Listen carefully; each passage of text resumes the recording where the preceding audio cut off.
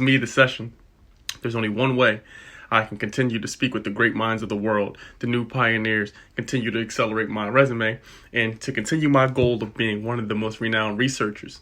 And that is by exposing you to the truth. So today, I'm going to tell you and show you some examples of who really cares about your health. Here we go. Undeniably American. Okay, so how do we learn about STDs, you ask?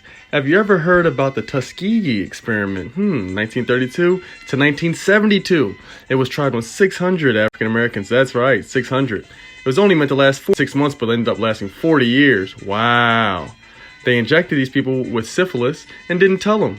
And then they didn't let them get any treatment while they were underway.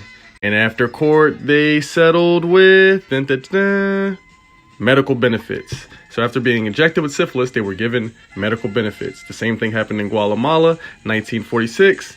And the same thing happened in Ohio, 1952, but this time with cancer. Ding, ding, ding, ding. Both funded by who? The Rockefeller Foundation. Yeah! Wonder who did this.